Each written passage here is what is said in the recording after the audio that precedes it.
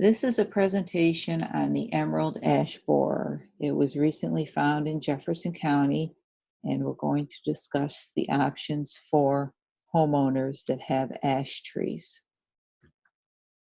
First of all, do you have an ash tree? Ash trees have opposite branching, and as you can see from the diagram, this is what opposite branching looks like versus alternate branching. Both ash and maple have opposite branching. Obviously, most of us know what a maple leaf looks like. Ash leaves are different. They are compound leaves, and these are what a typical compound leaf of an ash looks like. Now, there is a maple species called box elder that does not have typical maple leaves. It has compound leaves similar to ash trees. So sometimes people get confused between ash trees and box elder trees. And if you have any questions as per what species you have, just bring in a sample of a twig or a leaf and we can identify it for you. Oftentimes people get ash trees confused with elm trees, and I think it's because they both have 3 letters and the leaves can be somewhat similar, although elm does not have compound leaves. The bark of an ash tree is light gray in color and consists of diamond-shaped furrows. Emerald ash borer only attacks ash species, and in our area those species are green, white, and black ash. It does not attack mountain ash. So there's a picture of the emerald ash borer on a penny, very small in size. It was first found in the Midwest in 2002. They think it came in on shipping materials from China. It attacks all ash species. The larvae feed under the bark, girdling the tree. And that's what the larvae look like. They are the immature stage of the insect, and they are the life cycle of the insect that does the actual damage. Tree mortality occurs within 2 to 4 years, and mortality is near 100%. There is very little resistance of our native ash trees to emerald ash borer. The resistance is less than 1%. Ash is a common landscape tree, and 7 to 25% of New York forests are stocked with ash, depending on the location.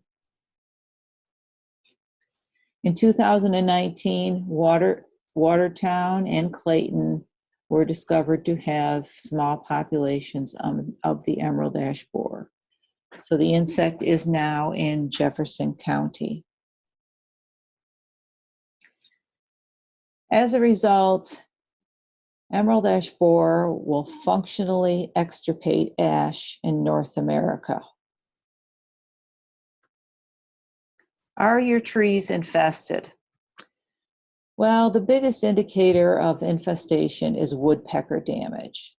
But usually by the time woodpeckers zero in on the infestation, it's a pretty advanced and heavy infestation. Other symptoms you might see might be blonding on the tree trunks. And this is the result of woodpeckers pecking off the bark, looking for larvae. You can also see some crown dieback in the tree, epicormic sprouting, which are tufts of branches and leaves that come out from the base of the tree or on the trunk. The tree can develop bark cracks, and if you were able to peel away the bark, you would see what are called serpentine galleries that result from the tunneling activity of the emerald ash borer larva. And when the larvae mature and become adults, they exit the tree through D-shaped exit holes. These holes are very small, about 3/8 of an inch, and they're usually high in the crown, so they're not easily visible. Here are some examples of some of the damage that you might see on a tree that's infested with emerald ash borer. There is some pretty severe crown dieback. More than 2/3 of that crown are gone. This is called epicormic sprouting, where you see those tufts of leaves or branches coming out from the trunk or from the base of the tree. This is a typical crack that we would see in the bark. And if you were to open up that crack and peel it back, you would see these serpentine galleries that are very much indicative of the emerald ash borer. And these are the exit holes. As you can see, they're very small and they would be very difficult to spot unless you were able to climb up into the tree and look very closely at the branches and trunk. So the bottom line is that the ash trees are going to die. There is less than 1% resistance in our native population. So you should have a plan as per what you're going to do with the trees once emerald ash borer moves into your area. So if you have landscape ash trees, and the rest of this presentation will focus on landscape ash, you basically have 3 options. 1, treat the tree. 2, remove the tree. And 3, do nothing. The first option in dealing with emerald ash borer is treatment. Trees can be saved. The best way to save trees is with trunk injections. Trunk injections have to be performed by a certified arborist. The best product to use is a product called Triage. The chemical name is emamectin benzoate. It is 98% effective. If your goal is to save the trees, this is the product and the application that you want to use. Now, there are other chemicals that can be injected into the trees. They are not as effective, and they have to be done every year. Trunk injections with Triage can be done every 2 to 3 years. Another treatment option is basal bark sprays. With this option, the trunk of the tree is sprayed with an insecticide, and these sprays tend to be about 60 to 80% effective, and they must be done every year by a certified arborist. The only do-it-yourself option for homeowners are soil drenches. Soil drenches are only about 50% effective. They do not work on large trees, and they have to be done every year. The next thing you need to determine is your tree worth saving? The tree needs to be healthy. Obviously, you do not want to treat a tree that's already suffering from other issues. The tree should have no less than 30% canopy dieback. There should be no outward signs of emerald ash borer. And again, it should have about 60% of its canopy. It should not be suffering from ash yellows or ash decline. And if the tree is growing on a poor site and has been struggling, it's probably not worth treating the tree. And what is the value of this tree to you? If it's a specimen tree in your yard, maybe a yard that shades the south-facing side of the house, maybe a tree along the water that you like to sit under, these specimen type trees that are in good condition are great candidates for being treated with trunk injections. Option number 2 is to remove the tree. If you don't want to treat the tree, you need to remove it while it is still green. And this is because of a condition that can develop called ash snap. The tree should be removed before it gets more than 30% dieback. At that point, it is likely developed ash snap. And what ash snap is, it's a condition that occurs in ash trees. As the emerald ash borer feeds, the wood dries out very quickly and it becomes very brittle, and it can break spontaneously with no load. So no wind, no rain, no snow on this tree.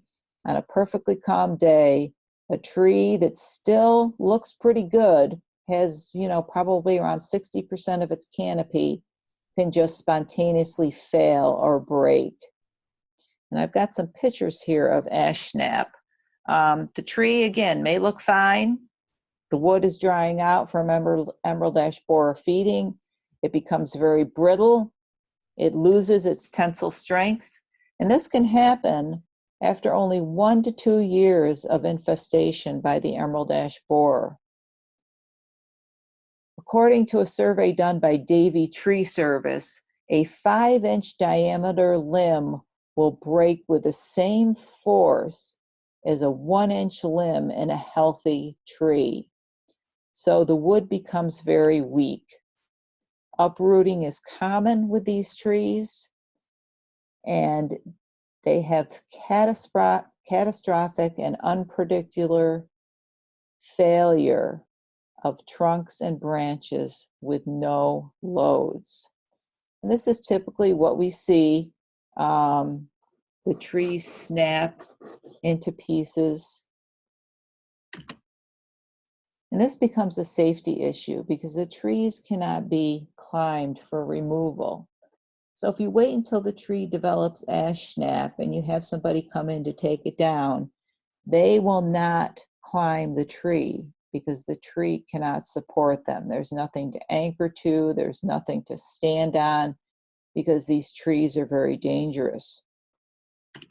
So as a result, they have to bring in aerial cranes and lifts, things like what are pictured in this photo here, and this becomes much more expensive. So if you're not going to treat the tree, you need to remove it while it is still healthy to avoid the consequences of ash snap. And the biggest consequence is this is a huge liability issue. If this tree is not removed in a timely manner and it comes down on power lines, comes down on your neighbor's house, on a car, on a sidewalk, you need to be aware if you have the correct coverage to pay for those types of issues. Here's some additional pictures of ash snap. As you can see in this photo here, the tree breaks very low on the trunk. Here's another example. And here is a picture of a tree that actually was uprooted as a result of emerald ash borer feeding. The last option is to do nothing. And obviously this is the worst option. It's a huge liability and safety issue. And it's going to be much more expensive because the tree, you have no control of the tree when it comes down, and you don't know where it's going to go. You don't know what type of damage it's going to cause. According to Brian Skinner, who is a arborist for National Grid for many, many years, if your tree fails and causes a power outage, you will be responsible and will be billed for cleanup and all associated costs. You need to check your homeowner's insurance policy to make sure these types of accidents are covered. For more information on landscape trees, contact me, Sue Gwise, either by email or by phone. We have a list of certified arborists and pest control applicators that can do the trunk injections. If you have trees in a forest setting, you need to contact New York State DEC Forester Glenn Roberts, and he can talk with you about your options within woodlots and forests. Thank you.